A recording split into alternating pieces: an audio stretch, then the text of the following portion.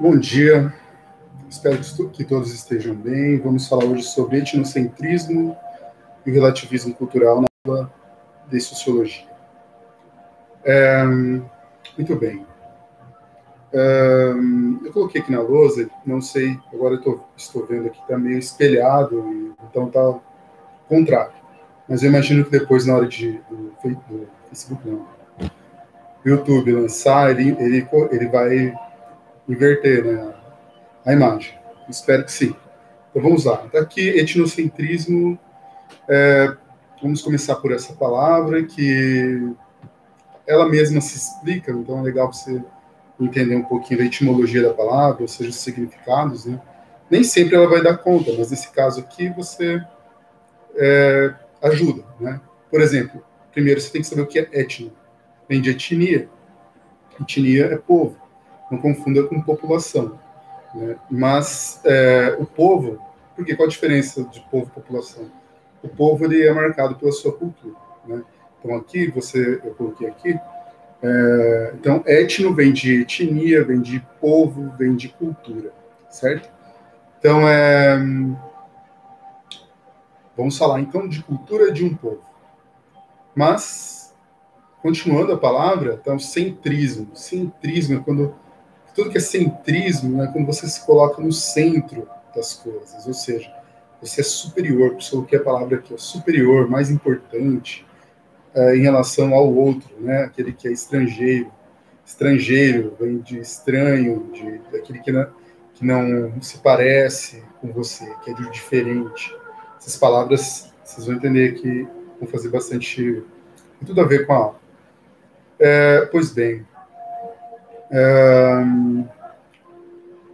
o etnocentrismo, ele é marcado por, como acabei de dizer aqui, quando, por exemplo, vou começar por exemplos, para ficar melhor, vou tentar ser rápido dessa vez. Por exemplo, quando o europeu ele se acha mais importante, ou superior aos latinos, aos africanos, aos asiáticos, né? Se acham centro do mundo. Tanto é que o mapa mundi é eurocêntrico, porque eles colocam a Europa no centro. Poderia, né? Não tem uma vez eu fui dar aula de geografia e coloquei o mapa de ponta cabeça, acho que até contei essa história, e a molecada do sexto ano, quinta série, né? Começaram esse professor burro, não sei o quê, tá de ponta cabeça. Claro, né, que tem até as letras e tal, dá até para falar que tá de ponta cabeça, aquele mapa. Mas eu quis criar eu penso por quê? Se você olha para cima no universo, não tem fim. Para baixo não tem fim. Para os lados não tem fim. Por que escolheram exatamente aquela posição? Escolheram uma forma de mapa que deixa a Europa maior, né, em relação aos outros países. Enfim, o fato é que ela está no centro. Por isso que eu peguei esse exemplo. E é uma decisão política, econômica, enfim. Naquele momento, a Europa fazia as navegações né, e se deparou também com outras culturas. E se praticava muito o etnocentrismo, achando que a outra... achava até que, quando chegaram aqui no Brasil, achavam que os indígenas, ou o povo nativo, né, eram selvagens, eram animais que não tinham alma, depois, talvez tenha alma. Os negros, quando escravizaram os negros, eles vão achar também que são superiores aos negros, tanto é que tem uns racismo até hoje, essa discussão não acaba nunca. E então achavam que o negro também era um animal, que não tinha alma, se servia para trabalhar, enfim. Essa relação se dá num cenário bastante político de poder. Né? Então você, por exemplo, falando da escravidão mesmo, né? Você tem a Revolução Francesa em 1789, onde prega liberdade, fraternidade e igualdade. 1789. Logo depois vem a colonização, né, da África e da Ásia pelos próprios europeus. Como é que um povo europeu que determina liberdade, fraternidade e igualdade, você vai escravizar o mundo? Né? E se todo mundo é igual, né? E aí todo mundo é igual. Tem aquela frase Revolução dos Bichos, um livro muito conhecido, que diz assim, quando os porquinhos eles chegam ao poder, expulsam os seres humanos da fazenda, todos os animais são iguais. Só que no poder, eles começam a falar, no Brasil, talvez ele falaria, vai acabar a mamata, né? Mas quando você percebe que seus filhos, seus parentes, todos os porcos, a mamata para esse pessoal nunca acaba, até aumenta. Isso a gente vê no Brasil, com esse governo que aí está. Então ele vai lá e escreve, né? Continua, né? Tava lá, todos os animais são iguais, mas uns são mais iguais do que os outros. É interessante, uma crítica que está se fazendo, né? Por exemplo, se todo homem é igual, como é que eu estou escravizando um africano? Mas uns são mais iguais. Ou seja, o etnocentrismo ele vai tentar legitimar também, não é só isso, mas um exemplo aqui. Ele vai tentar legitimar uma força, uma dominação de um povo através da sua superioridade, né? Seja religiosa, dando exemplos de religião. Os Estados Unidos cansou de invadir Afeganistão, tanto os outros países do Oriente Médio, dizendo vamos levar a civilização e o cristianismo, né, em nome de Deus, né, várias guerras em nome de Deus, porque falam, meu Deus é superior que o outro, então vamos fazer a guerra. Aí começa a ser um absurdo, mas é uma forma de legitimar. Eu legitimo através de tentar levar a minha cultura, que ao meu ver, a minha própria visão, né, ao meu ver, é melhor que a do outro, sem mesmo conhecer a cultura do outro. Tem vários exemplos de etnocentrismo, isso é um, então, né, no poder de dominação. Então. Etnocentrismo também no sentido de, por exemplo, estar em São Paulo e as pessoas muitas vezes têm a xenofobia, né? Que você acha que a sua cultura, porque o Brasil é um país enorme, então você vê bastante diferença cultural. Então você está em São Paulo e encontra um nordestino. Muitas vezes isso acontece, o nordestino sofre essa xenofobia, esse preconceito do outro. Está aqui roubando meu emprego, está aqui, não sei o que, é cultura diferente e tal.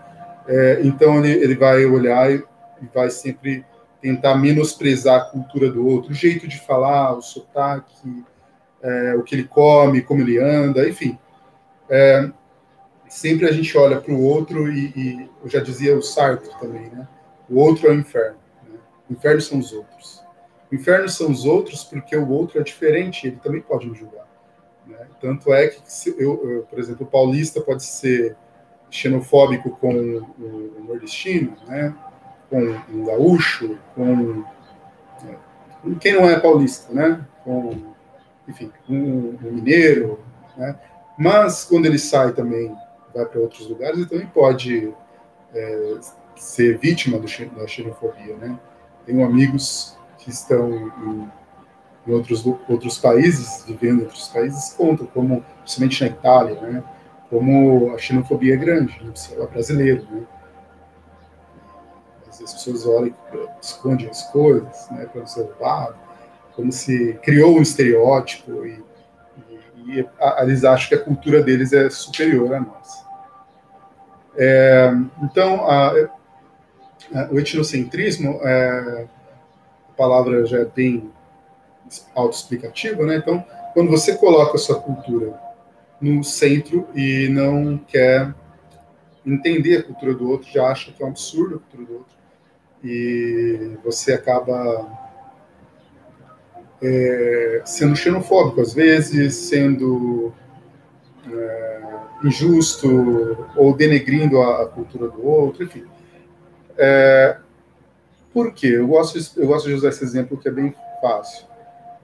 Porque essa aula aqui ela parece fácil, mas na prática é muito difícil. É difícil você não ser etnocêntrico. Né? Pois bem, por exemplo, quando você olha para a cultura do outro, aqui mesmo, como eu falei, que está invertida a imagem. Para mim, eu estou olhando ali, e eu estou esperançoso, que eu não gosto muito de esperança, eu estou esperançoso que vai reverter isso, vai inverter, né? Mas se eu olho aqui, eu não entendo nada, eu estou olhando ali, está tudo de trás para frente. Né? Se o YouTube inverte depois, aí eu entendo. A sociologia também, não nessa aula, que é muito curta, Mas, mais especificamente, né, as ciências sociais têm principalmente 3 campos, né, política, sociologia e antropologia, principalmente a área da antropologia, que esse primeiro ano está trazendo aqui, esse momento, ela tenta fazer esse papel de como se ela fosse um óculos para você olhar a cultura do outro e entender. Então, esse papel de inverter a imagem. Para você, agora entendi. Estava tudo embaralhado, de trás para frente, aliás. E aí vem a antropologia, ela tenta fazer isso. Então, apesar de que ela já cometeu muitos erros também, né? Sendo até, enfim, né? Isso é uma outra história. Não vou dar tempo, tenho que focar aqui. Então, o etnocentrismo, para mim, está aparecendo de trás para frente, ou seja, está errado, não consigo ver. Então, eu gosto de dar o exemplo do óculos, como a antropologia, que ela inverte, ou então o óculos, se você pegar um óculos, por exemplo, você quer enxergar, você pega e vê a outra cultura com o meu óculos, eu não vou entender nada. Então, tem que ver com o óculos daquela cultura que está vendo, como ela enxerga o mundo. São pontos de vista muito diferentes, né? E se você não entender direito, nós podemos ter conflitos, né? Por exemplo, como assim, eu falei que na prática é muito difícil, né? Não ser etnocêntrico. A gente acaba sendo etnocêntrico. A aula parece que é fácil, simples, mas é que ela talvez não consiga tocar ao problema de fato. Assim, muito teórico, mas na prática é muito difícil. Por exemplo, você pode entender a aula e falar, muito fácil e tal, você pode até tirar 10 numa prova aí e tal, mas na prática é difícil por quê? Você olha, vamos lá, você olha então para uma religião brasileira. Você é brasileiro, mas provavelmente, né, a maioria aqui, pelo menos a maioria aqui das pessoas que eu conheço, no Brasil, elas são cristãs, evangélicas, católicas. Para explicar melhor que existem gente que eu falo, você é cristão? Eu não, sou evangélico. Não. Se você é evangélico, você é cristão, só para explicar bem. Mas você olha daí para a Umbanda, que é uma religião brasileira, que é uma mistura, um sincretismo entre... Resumindo, tá? Mais complexo do que isso também. Mas resumindo, assim, ela é um sincretismo do espiritismo, catolicismo e do candomblé, e de outras matrizes africanas, especialmente o candomblé. Mas aí você olha e fala, demônio. Nem tem demônio na Umbanda ou no candomblé. Demônio é da sua cultura, então você está vendo com o seu óculos. Você vê coisas da sua cultura, né? E aí você fala, olha lá, Exu, ele tem um garfo, ele tá vestido de vermelho, tá lá com a sua capa ali de vermelho, com um garfinho lá, né? Tem um tridente que ele limpa para abrir os caminhos, por exemplo. E aí eu já misturei, eu tô vendo com óculos errado. Para que é a sociologia, então, aqui? Seria esse óculos, para ele, só é diferente. Tá vendo como é difícil? Às vezes a gente cai nessa de ser etnocêntrico. Eu olho para a cultura do outro e tá tudo errado, tudo de trás para frente. O demônio, eles cultuam o demônio, né? Então eu preciso muito bem, antes de julgar, né? Porque é por isso que o inferno são os outros, né? Para o filósofo Sartre, Jean-Paul Sartre. Porque o outro, ele julga, ele me olha e ele vai, né, me julgar, né? Certo, errado, vai me classificar como ou certo, errado, bom, mal. Sempre o outro tem essa perspectiva, né? Porque ele está vendo com o óculos dele. Bom, acho que fui claro, esgotou talvez aqui pelo tempo que eu tenho. Para quebrar isso, vou trazer o Lévi-Strauss, né? Lévi-Strauss, sei lá, é francês, mas Claude Lévi-Strauss. Vamos falar assim, né? Mais fácil do que ficar falando o nome em francês. Olha lá a nossa diversidade cultural. Aqui ele é Lévi-Strauss. E Lévi-Strauss é um estruturalista, para quem quiser depois pesquisar, ele faz parte de uma linha teórica estruturalista. Já há um tempo a gente trabalha um pouco sobre isso, mas 15 minutos, já foi de 15 minutos, vamos acelerar. Ele vai falar sobre o relativismo cultural. Vamos focar nessa parte. O que é o relativismo cultural? Ele vai dizer, assim, que a questão não é se uma cultura está certa e a outra errada. Né? Como a própria palavra diz, relativismo, o que é relativismo? Né? Nesse sentido, principalmente, é porque sempre uma coisa está em relação à outra. Como assim? Se um trem está a 100 por hora, o trem passou a 100 por hora, uma aula de física, 100 por hora, 100 quilômetros por hora em relação à Terra. Em relação a quê? À Terra, certo? Agora, se vem um outro trem, um outro trilho, obviamente, não bate, mas na direção contrária, cada um está a 100 km por hora. Entretanto, na direção contrária. Um está aqui do lado do outro trilho e esse está no outro trilho. Não tem uma caneta aqui. Então, assim, esse trem a 100 por hora passa e esse 100 por hora passa. Esse trem, em relação a esse, está a quanto por hora? 200 km por hora. Em relação a esse. Em relação à Terra, eu já falei, está 100 km por hora. Mas em relação a esse, vai passar tudo. Certo?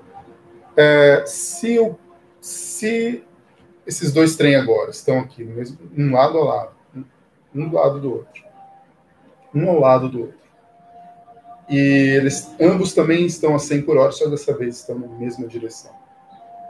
Este em relação a esse e esse em relação a este, ambos estão a 0 km por hora, ou seja, estão parados. Um que pode estar na janelinha desse com do outro, conversarem entre eles, ei, beleza e tal. Porque é como se ambos estivessem parados. Entende isso? Isso acho que todo mundo entendeu, né? Tanto é que se... Tem até um exemplo também que daria para fazer na lousa aqui, ou fazer um vídeo, mas enfim. Isso aqui é mais difícil. Depois me perguntem aí se não entenderam. Eu tento mandar um vídeo, alguma coisa. Fazer essa experiência. Imagina uma caminhonete e em cima da caminhonete tem um cara que vai dar um tiro, sabe aquelas balas de canhão? Tem um canhão e vai dar um tiro com aquela bala de canhão. Essa bala vai viajar a 50 km por hora. E o carro, a caminhonete, está passando 50 km por hora. Ou seja, a caminhonete 50 km por hora passando por aqui, a bala sai no sentido contrário. Ele está em cima da caminhonete e atira. Quando ele atira uma bala de 50 km por hora, mas ele está numa velocidade de 50 km por hora, ao contrário, essa bala vai cair. O interessante é que se eu solto somente a bala, isso é aula de física, né? Lembra disso? Ela não vai cair assim, né? Nesse caso que eu falei de 50 por hora, 50 por hora para a esquerda e atira 50 por hora para a direita, ela vai cair em linha reta. Certo? Se eu só pegar a bala e soltar, ela vai cair como? Ela vai cair assim. Não é? Ou assim, na verdade. Porque ela vai estar a 50 km por hora, que ela solta, ela vai perdendo a velocidade até chegar no Sol. Isso é uma aula de física aí, dá para você perguntar depois para o seu professor de física, ou entre em contato no WhatsApp, que a gente resolve os problemas de física. Né? Mas, seguinte, o que ele quer dizer com isso? Que a pergunta não é quem está certo ou quem está errado, mas para onde cada um está querendo chegar. Eu não posso chegar aqui, por exemplo, o nosso governo chega a falar os indígenas estão errados. Ou então falar, eles têm a oportunidade de se tornar como nós. Olha lá. Nós temos que ir lá, deixa queimar tudo, as florestas, tudo, eles vão ser igual a gente. Eles estão indo no caminho certo. Ou então, o positivismo, lá atrás, do século XIX, já achava também, lembra, já dei essa aula, lembra do positivismo? Ordem e progresso, que todo mundo iria caminhar na mesma direção. Se o indígena estava indo para lá, opa, volta aqui, para cá, né? As etnias negras, que são várias no continente africano, opa, não, dá uma para cá, outra para lá, outra para cá.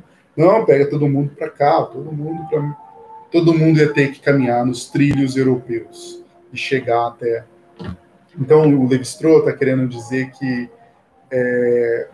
o relativismo a minha cultura está errada em relação a qual cultura? Entende? As culturas elas não estão erradas, elas são diferentes, elas estão seguindo caminhos diferentes, elas não querem chegar no mesmo lugar que o europeu. Por exemplo, o indígena fala, mas o indígena não tem roupa, não sabe fazer roupa. Não, então, onde eles moram, provavelmente não faz frio e eles não precisam. E eles não têm nenhum problema com um desse. Né? Então, eles não estão errados. Nós temos roupas, estamos errados. Não, às vezes, eu estou de camiseta, até uma camiseta tranquila, né? Está muito quente aqui, eu não estou de terno. Mas, talvez, é uma cultura que aqui também é muito complicado, porque a nossa cultura, ela se movimenta, ela se mistura. Isso é uma outra coisa mais para frente. Mas eu poderia ser um advogado, eu teria há uma cultura também nas profissões, né? Eu teria que estar de terno. E aí, então, se eu fosse um pastor da igreja, eu teria que estar de terno, gravata, né? Tudo, e mesmo calor. Então, assim, não a cultura ela vai além das necessidades, né? Nós criamos nossas próprias necessidades. Então, assim, o indígena, para ele não usar roupa, ele é melhor ou pior? Para o Levi-Strauss, então, ele não seria nem pior, nem melhor. Ele está seguindo um outro caminho, né? Não tem como dizer que eu escuto muitas vezes as pessoas dizerem que o indígena ele é atrasado. Né? O povo da floresta, eu gosto mais de falar povo da floresta. Ailton Karnak, ele vai falar sobre essa história do povo da floresta. Ele fala, povo da floresta, não é indígena, índio. Porque quem deu esse nome? Não foi, né? Mas fala nativo, uns falam nativo, outros vão falar indígena, mas nunca índio. Né?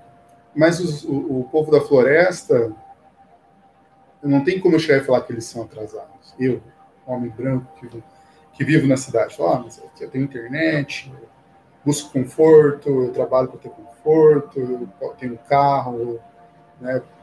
Sei lá, eu vou ao cinema, tenho hospitais, lá. Olha, eu sou melhor que o indígena. Mas aí eu olho para a praia, que não sei se vocês viram as cenas das praias depois do feriado de 7 de setembro, como ficou tudo sujo. Não foi só agora na pandemia, olha que estamos em uma pandemia. Sempre é assim. Então, se eu olhar para os rios e olhar tudo sujo, esses dias fui um rio buscar um pouco mais, respirar um pouco melhor, assim, pertinho aqui de casa, 3 quilômetros e pouco. E chego lá e tem um monte de garrafa PET, sacola, enfim, um monte de coisas que comeram, beberam e jogaram. E para não falar do Rio Tietê, né, de outros rios aqui mesmo, em Bauru também parece que limparam o rio, mas ainda assim, né, nós poluímos muito o ambiente. E aí eu posso dizer aí, como nós somos avançados. Né? Nós destruímos o rio, o ar, as florestas. Olha o Pantanal, como é que tá? Triste, não quero nem falar um pouco sobre isso, senão a gente vai chorar aqui. Amazônia, como é que tá? E na maioria das vezes, esses incêndios eles não são naturais. Né? E não estão liberando verbas para combater incêndio, para preservar a mata. Tudo é político. Não tem como fugir disso. A própria cultura, né? A política está entrelaçada com a cultura e a política. Não tem como separar. Então, enfim, o relativismo cultural ele está nesse ponto de vista. O indígena quer fazer um agenciamento com a natureza e se fala, mas, sei lá, vamos ver quem vive mais. O homem branco está vivendo quase 100 anos. Talvez ele não queira viver até 100 anos. Talvez ele queira ter uma qualidade de vida. Eu nem sei, estou só dando um exemplo. Eu nem sei quem é que vive mais. Eles também não têm esse tempo. É outra questão. Uma vez um professor de antropologia que eu tive na Unesp, ele estava falando, ele era da tribo Craô, E aí ele falou assim, a relação de tempo ao relativismo. Vou dando um dos últimos exemplos, talvez o último. O tempo é relativo para eles. Vocês não tem aqui, ó, agora é a hora de fazer isso, que está atrasado 5 minutos. Pô, maluco, o que é isso que a gente inventou? E uma vez ele estava entrevistando um cara mais antigo, um ancião mais antigo da tribo Craô. E ele pensou, esse cara tem mais de 90 anos. Né? Aí ele começou a conversar com o cara e perguntou, quantos anos o senhor tem? Aí falou, filho, eu sou velho. Sou velho, muito velho. Sou tão velho que eu devo ter uns 9 anos. Relação de tempo... Né? É burro, não sabe matemática? Outra coisa. Né?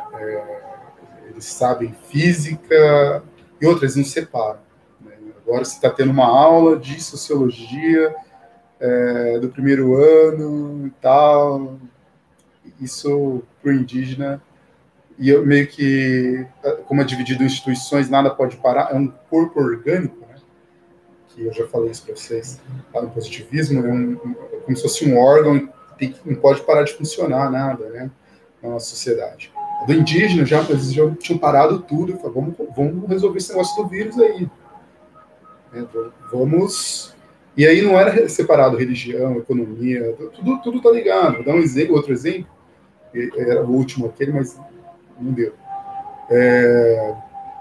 Vou dar outro exemplo vamos supor, tem um indígena com seu filho e eles vão buscar o almoço, que seria um peixe. Tá no rio, ele tem aquele marpão, sei lá, uma coisa assim que eles têm, né? Ele joga, puf, e acerta o peixe. E aí você vai explicar uma física, só que em uma outra linguagem. Nem melhor, nem pior. Lembra do relativismo? E o pai falou assim, olha, para você acertar o peixe, você vai mirar na alma do peixe. Nunca no peixe. Né? Porque se você mirar no peixe, ele escapa. O corpo escapa, a alma não. Então, e você pede permissão para os deuses para você acertar a alma do peixe. Então ele já começa a falar dos deuses, ele começa a falar que para eles, dos deuses, estão muito mais ligados à própria natureza, né, que é pedindo permissão ali, que é um alimento. E na física poderia separar tudo, né? Falar, você ensina religião em outro lugar, aqui você vai ensinar refração, porque se você olha para a água sofre uma refração que é diferente, a luz é diferente no ar, ela está viajando ela está viajando e isso está refletindo no meu, tudo onde ela toca bate e volta para o meu olho, só que quando entra na água, a luz, ela sofre uma refração, ela se desloca. E aí, por isso que o peixe eu tenho que atacar mais para trás, que na verdade ele está mais para trás e não mais para frente. Só que para o indígena, tudo nesse exemplo, ele está ensinando mais coisas. Está ensinando a respeitar a natureza, está ensinando sobre os deuses, a religião, né? Está explicando sobre como caçar, como, né? Por exemplo, como trabalhar, né? E também como calcular, de certa forma, né, na prática. Porque às vezes a gente reclama, né? Mas eu mesmo, me matei para aprender as fórmulas de física, né? Para, sei lá, Torricelli, né? A fórmula de Torricelli, todas as outras que variam ali, e até hoje eu não usei, usei para passar no vestibular, tá? E aí é uma forma de cultura, né? Talvez a nossa cultura a gente tem que saber. Dos indígenas, eles também têm que saber de uma outra, só que de uma outra forma, ou seja, é relativo. Nenhuma é melhor que a outra. Por que a gente vai usar? Para que sentido? Então, esse relativismo cultural, ele está, Levi-Strauss está querendo dizer que não... Interessante também pensar que ele escreve logo depois da Segunda Guerra Mundial, onde há o nazismo, né? Onde os alemães estão pregando essa superioridade, entende? Então a gente tem que olhar por que ele está escrevendo isso. né? Então, ali naquele momento havia uma grande parcela, ainda há, hoje está voltando, né? Hoje parece que está se repetindo, né? Que defendia o fascismo, o nazismo, que odiava o negro, o cigano, o judeu, ou seja, todo aquele que era diferente dele, né? Principalmente diferente do homem branco, hétero, né? E que dominava outros povos. E aí tinha esse poder, aproveitava para dizimar quem era diferente deles. Então ele está escrevendo nessa época, logo após essa época. E, aliás, interessante também que muitos dos sociólogos, filósofos, ou mesmo cientistas, muitos eram, talvez os melhores eram os alemães, nesse sentido, naquela época, naquele contexto. Tinha muitos alemães bons, e quando a USP, na década de 30, ela inaugurada, o Brasil traz bastante franceses. Lévi-Strauss foi um francês que veio, né, que veio ajudar a fundar a USP, a Universidade de São Paulo. Veio dar aula. Poderia chamar alemães, só que naquela época não tinha. Você vai chamar os alemães e esse medo então não chamou alemão, porque esse medo de ter essa ideologia etnocêntrica. Então, enfim, isso são detalhes da nossa aula.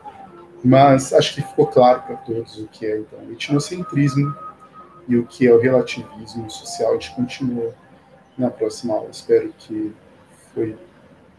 ter conseguido ser claro para vocês. Então, até a próxima.